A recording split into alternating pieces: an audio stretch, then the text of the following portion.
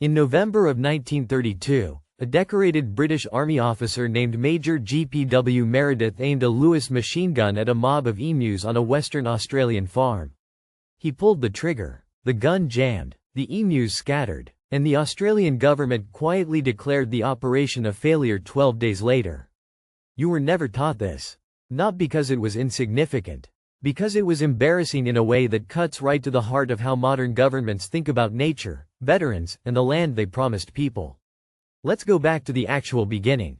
Because the real story starts not with birds, but with broken promises. After World War I, the Australian government had a problem. They had 50,000 returned soldiers who had survived the trenches and deserved something in return. The answer was a scheme called soldier settlement. The government handed veterans parcels of land in the wheat belt of Western Australia, specifically in the Campion district near the town of Merredin. The land was tough, dry, and unforgiving. But these were men who had survived Gallipoli. They could handle tough. They cleared the land. They planted wheat. They built lives. Then the Great Depression hit in 1929, and wheat prices collapsed entirely. These men were already in debt. Now they were broke, exhausted, and watching their crops fail. And then the emus arrived. Every year, around 50,000 emus migrated through the Campion district after breeding season.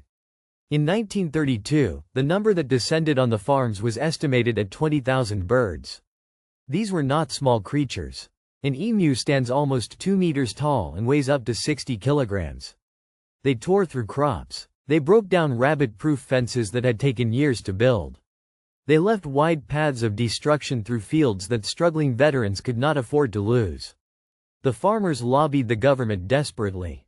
They wrote letters. They pleaded. They had served their country. Now they needed their country to serve them back. The government's response was genuinely extraordinary. They sent the military. Major Meredith arrived on the 2nd of November, 1932, with 2 soldiers, 2 Lewis guns, and 10,000 rounds of ammunition. The Lewis gun was a weapon designed to mow down advancing infantry on the Western Front. Against emus, it should have been catastrophic. It was not. Here is the part that nobody tells you in school. Emus are not stupid animals. They are not easy targets. When Meredith first set up his guns near a dam where emus gathered to drink, he expected hundreds of birds in one concentrated zone. They had gathered there for days. But on the day the guns arrived, they spread out. Scattered into small groups across the scrub. He fired anyway. A total of around 2,500 rounds were used over the first 12 days. Confirmed kills numbered fewer than 50. The emus were winning. A member of Australian Parliament named Sir George Pearce had authorised the operation with enormous confidence. The press had been invited to watch. Journalists had come expecting footage of military triumph over a wildlife nuisance. What they got instead was footage of machine guns rattling uselessly while emus jogged away into the bush. Pearce was mocked so viciously in the press that he earned a nickname that followed him for the rest of his life. They called him the Minister for the Emu War. If this surprised you, subscribe right now. Because we cover exactly this kind of history.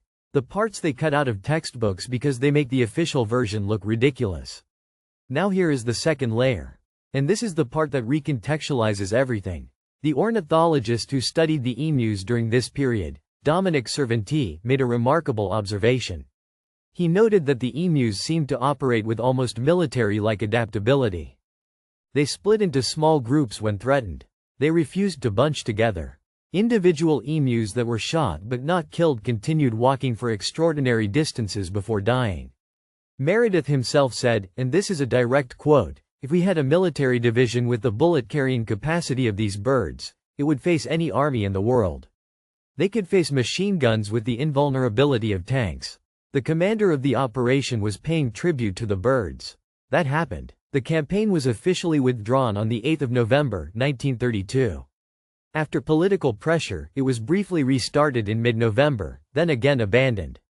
A third attempt the following year produced modest results but never solved the problem. The emus continued their migrations. The fences continued to fall. What the Emu War actually revealed was something much larger than military embarrassment. It revealed the total failure of the soldier settlement scheme itself. The land given to veterans was unsuitable for sustainable farming. The soil was poor. The water was scarce. The government had handed these men a beautiful-sounding promise built on bad geography and worse economics. The emus were just the final indignity. They were the visible symbol of a deeper collapse. By the 1930s, hundreds of soldier settlers had abandoned their plots entirely. The dream of rewarding veterans with productive land had turned into a slow, quiet disaster that the government had very little interest in publicizing. Here is what this story means for the world we live in today. Governments have a long and consistent history of using dramatic, visible action to distract from structural failure. Sending machine guns against birds is absurd. But it is also a perfect metaphor. It looked decisive. It looked strong. It achieved almost nothing. And the underlying problem, the unsuitable land, the broken economic model, the failed promise to veterans, was never addressed at all. The birds were not the enemy. They were always just birds, following ancient migration routes that had nothing to do with human politics. The Emu War is funny on the surface. But underneath it sits something genuinely dark. 50,000 soldiers came home from the worst war in human history. Many of them were handed bad land, broken tools, and eventually, the humiliating spectacle of a military defeat at the wings of flightless birds. Australia never officially acknowledged losing. But the emus are still there. They still migrate through Western Australia every single year.